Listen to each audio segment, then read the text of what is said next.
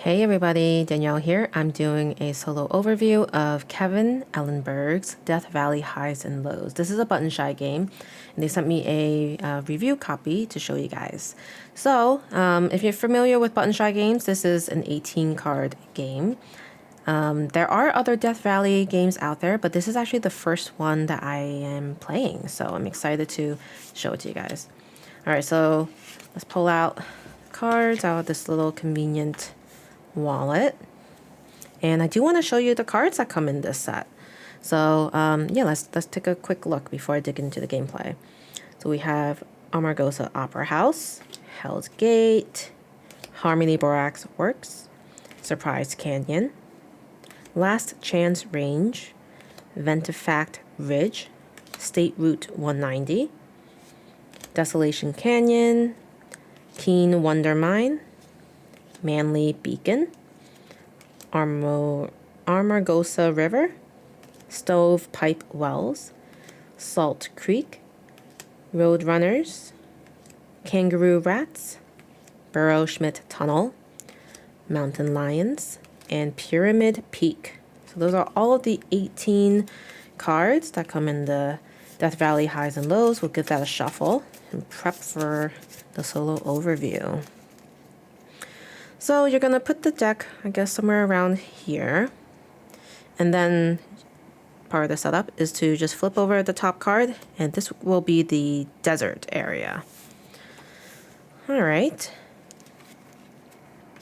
I do want to point out that in the solo play, you do use the backseat driver variant. So in this kind of bluish section of the rulebook, you'll see some of the details on what to do there. So essentially we'll have 3 rows in our area. The top row will be the AI journey, the middle row will be my journey, and the lower row will be the scrapbook.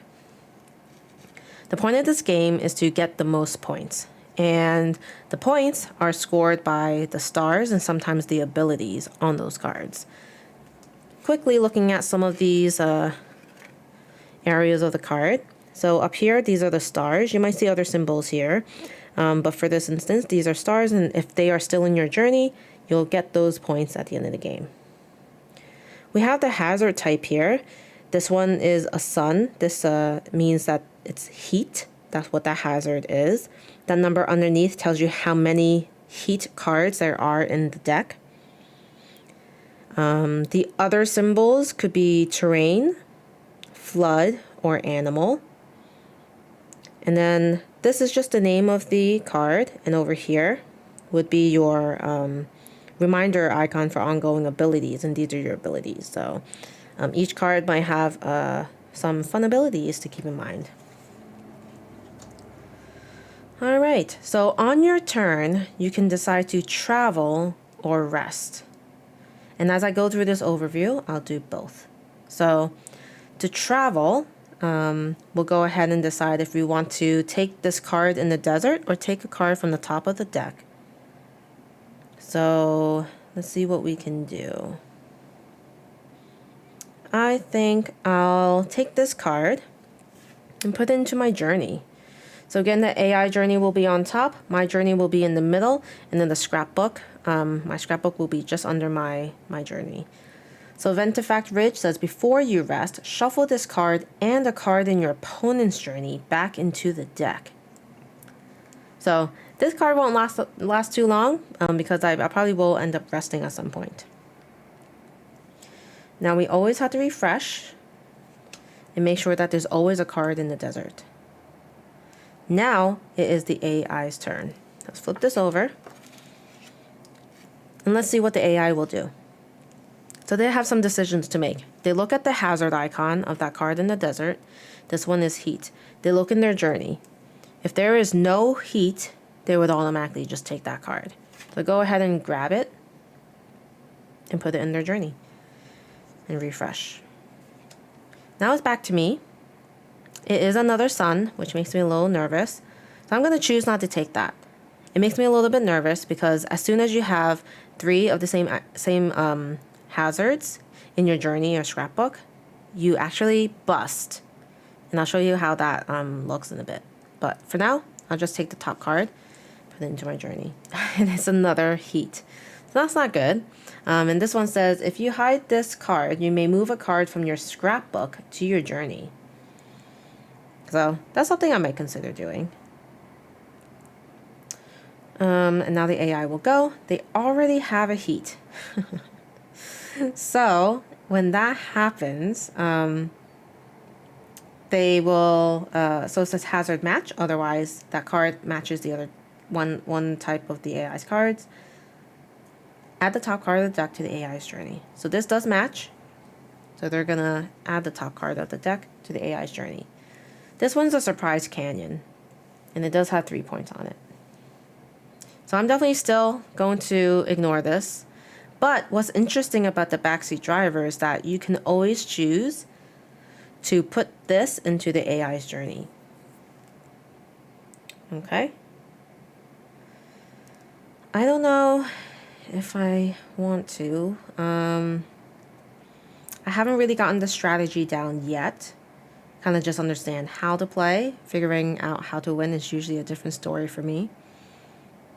But yeah, I think I will put Hell's Gate into theirs. And then I'll flip over to refresh. And then it's their turn. Because they don't already have this symbol in their journey, they do take it. And then it's my turn. Ooh.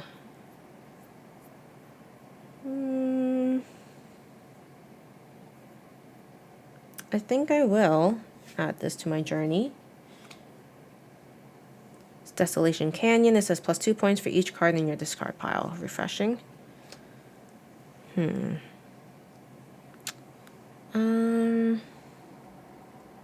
So because this already matches something in their journey, they'll just take from the top of the deck.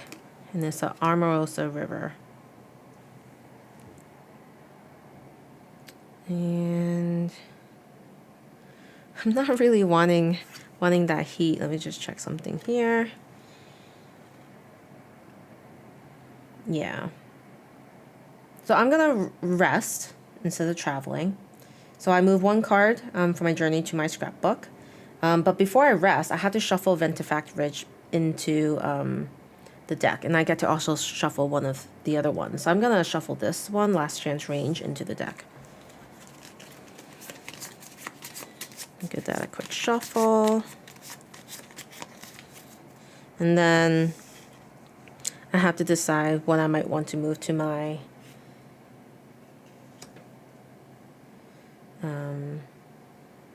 scrapbook. So I'll do that.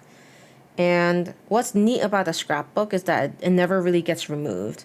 So I think actually I'll grab this one. And because of this icon, I kind of don't mind if this gets removed because you actually lose a point for each of these.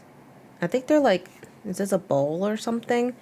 You do lose a point during scoring for that. And you know, while I'm talking about scoring, there's a section here. Each star adds a point. Each, I'm guessing it's like a bowl. On a journey card, scrapbook card subtracts 1 point, and each card with a scoring ability can add or subtract points. So that's something to keep in mind.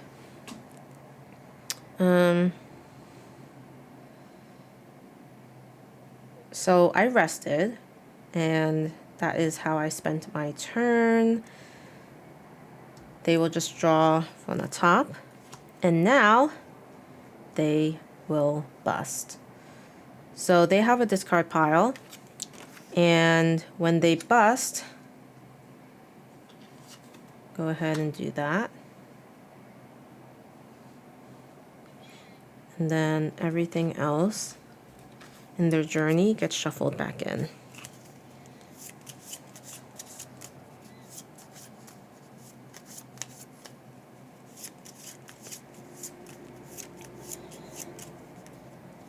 Okay. So now it's back to me.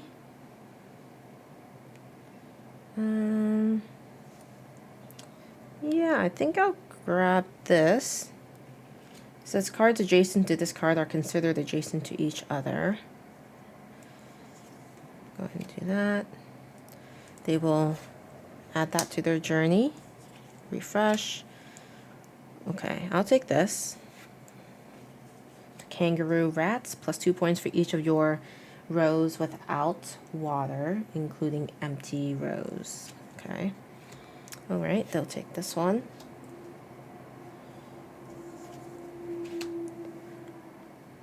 Okay, I'll take this one. When the player busts, you may swap this card with a card in their journey. They still bust even if you swap. Okay, refresh. They have to take this because they don't already have that symbol. Ooh. Yeah, I'm taking that Surprise Canyon. After your action, you must add the top card of the deck to your journey. Alright, so that was my action. I'm assuming it happens right away, so I'll add this to my journey. Okay. And they already have that symbol here, so they'll just take from the top card of the deck. I think I'm gonna rest. So we'll go ahead and rest. I'll move a card from my journey to my scrapbook.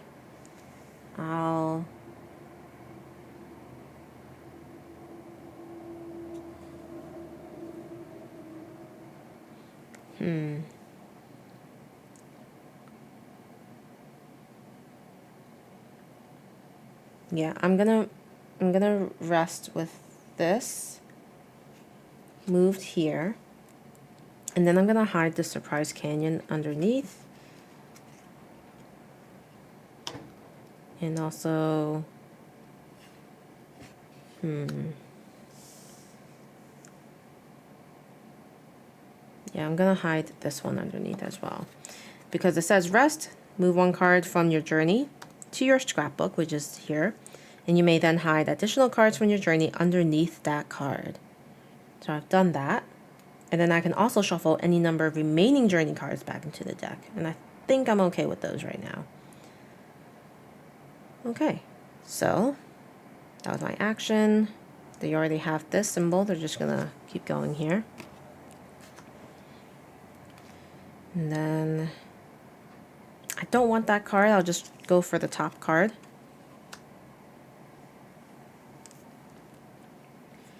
And unfortunately, I have busted because I have 3 heats. So this is going to go into my discard pile. And, okay, well, I have to remember this. When a player busts, you may swap this card with a card in their journey. I think I'm good there.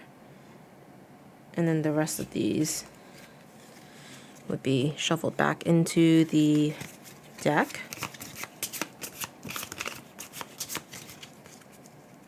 All right. Again, the scrapbook is always safe, so something to keep in mind is you might want to rest more. All right, so they're gonna take their turn, and they're just gonna go for the top card, and they're gonna just move that discard pile out of the way, and then me, I'll just draw for the top. Road runners. Before you rest, move this card to your opponent's journey. Ooh, I don't like that. Okay.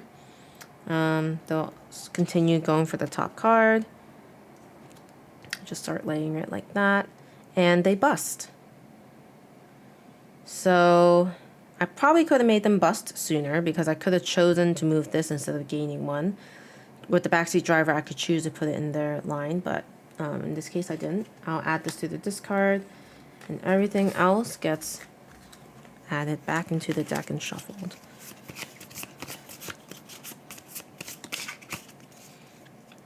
Okay. So they have 2 in their discard. So you'll just continue in this, gameplay until you only have 1 card left and it's in the desert. So it says here, winning the game. After a turn ends, if there is only 1 card remaining in the desert, the game ends. Each player scores the visible cards in their journey and scrapbook as follows, which I've already gone over. So basically, it says the player with the most points wins. If players tie, the player who busted the fewest times wins. So you'll count the discard pile to determine that, I'm sure. And if it's still tied, you share a victory. So that's how you play Death Valley Highs and Lows. I find it to be a very interesting, thinky puzzle, as most of the button shy games usually are. The art is beautiful. I mean, you could take a look at just this one in itself. I really like the art style of it. And yeah, I'm interested to see all the other Death Valley cards. I might have to do some Googling to see what those cards are about. But yeah, very neat little 18 card game by Kevin Ellenbergs. Special thanks to Button Shy for sending me a copy of it as well. If you have any comments or feedback about this game, let me know in the comment below. If you're not already subscribed, please consider subscribing so that you don't miss out on videos just like this. As always, hope you're doing well. I'll see you next time. Bye.